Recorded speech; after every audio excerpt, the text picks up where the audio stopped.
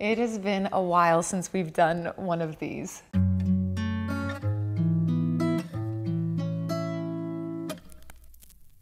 So grab your cup of tea or coffee. Today we're going to be chatting a little bit about confidence, what it is, how we can learn to have more of it, because I feel like confidence, it's not something that we're necessarily born with. I think it's a skill that anyone can learn.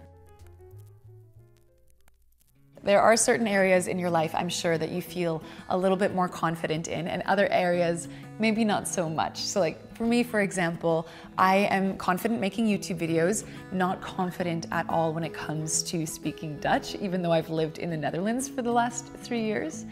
And I think confidence is when we have belief in our abilities to accomplish whatever it is, whatever task it is we're setting out to do. And when we have that mindset, we're willing to kind of take more risks to achieve our personal or maybe our professional goals. And having self-confidence is really empowering, because when we believe in our abilities, we tend to be more successful, and that success creates a positive feedback loop where confidence breeds more confidence. So how do we learn to have more of it? All right, earlier I gave the example of I'm confident making YouTube videos now, but that was not always the case. When I first started this channel, every time I sat down in front of the camera and talked aloud alone in my living room, I was so incredibly nervous, and I think it boiled down to a lack of self-confidence in what I was doing. And we all have a little bit of that inner voice, I think, that inner critic that says, we can't. And I read somewhere once that the #1 way to build confidence is to build competence, meaning getting really good at something. And the only way to get really good at something is to put in the time. It's just repetition, doing it over and over and over again, and being really stubbornly persistent too. Like even when you make mistakes and even when things seem really difficult, you just keep doing it. But it's what's 5 different to help us understand. Now what about kitchen? Damn it! Damn it! Damn it! Do you want to freeze it? Like a couple of years ago, I would never have been comfortable to film in front of a crew of a few people, but the confidence built up each week. Each week that I sat in front of that camera and I clicked that record button over and over and over. And we want to make sure that the initial goals that we're setting for ourselves, that they aren't too complicated, because if, it's so difficult that we can't achieve it, I think that's a major blow to our confidence as well. And that's why you're always seeing us say here at Pickup Lines, can you break down your goal into smaller, more achievable steps? Slow and steady. So let's say, for example, you want to become like a professional photographer. Instead of telling yourself or setting the unrealistic goal of, I want to become a pro at this overnight, we would instead see how can we break this down into smaller, more achievable action steps. The first goal might be learning how your camera works, just learning its different settings. The next one might be trying to shoot your subject in different lights to find a mood or a style that suits you, that fits you. And then once you've mastered that, you can add another goal, maybe adding some props, something to play around with, maybe different backdrops, things like that. And then the next step might be learning how to use editing programs, and bit by bit, you're building confidence by building competence. You keep at it, you give it time, making the task such that you can also enter flow state. And that means that the task is on the cusp of being difficult enough that it poses a challenge, but it's not too difficult, again, that you can't overcome it.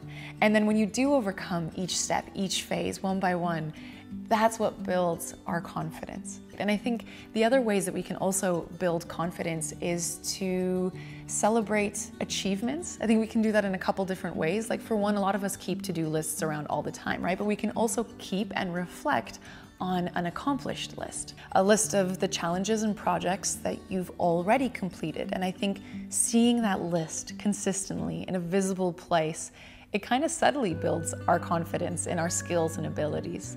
A friend of mine once told me that we overestimate what we can do in a day and we underestimate what we can do in a lifetime, and that really stuck with me. And I think that's where these achievement lists can really help, because when we're feeling bogged down because you just feel you didn't get enough things done in the day, then when you look at this list, it's a reminder of the things that you have accomplished. It's something that we've created over the last few weeks and months that shows us that we are capable of achieving many incredible things, so long as we keep working working on it and putting in the time. And I think the other way that we can celebrate our achievements is to just learn to smile and say thank you when someone gives you a compliment.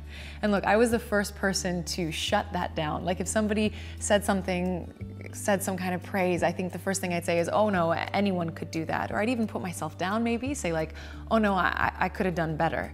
And you know, maybe that came from a place of trying to be humble. I get that, but I also think there's nothing wrong with just, again, learning to smile and say thank you when someone does compliment you or give you some kind of praise. I think it's best to just take it to heart, respond positively, tell the person it means a lot, that you appreciate it, and just learn to accept it. And I think it breeds more confidence because we're learning self-acceptance. It means that we are embracing who we are, what our skills are, and what we have to contribute. And I think that we can use this, you know, way of building confidence in any area, in any realm of our lives, really. Like say, for example, you want to be a more confident public speaker. Okay, well, you know what to do. First, start small. Maybe start just speaking to a group of a few people. And that way we're making the goal more achievable. Then you're going to practice, practice, practice. When you've gotten better, try a larger group of people and persist even in the face of adversity.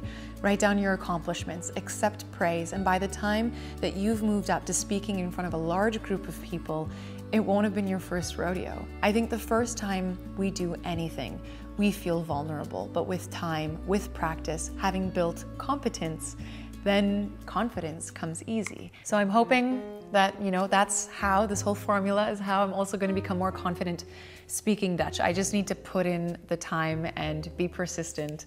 So wish me luck. If you have any tips of your own on how to build confidence, go ahead and share that in the comments below, or maybe share what area you would like to be a little bit more confident in. And if you enjoyed today's video, it means a lot when you give it a thumbs up. It's been a while since we've done these tea time chats. I'm really hoping we'll do it more frequently because I personally really miss them. But thank you for enjoying this cup of tea with me, and hope you guys have a lovely week, and we'll see you in the next video.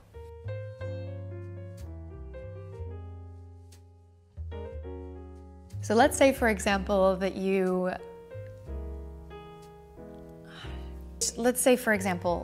I'm sure you got it in the bag. Pickup line signing off. That's not usually how I end these tea time chats. I usually say, thanks for having this cup of tea with me. So thanks.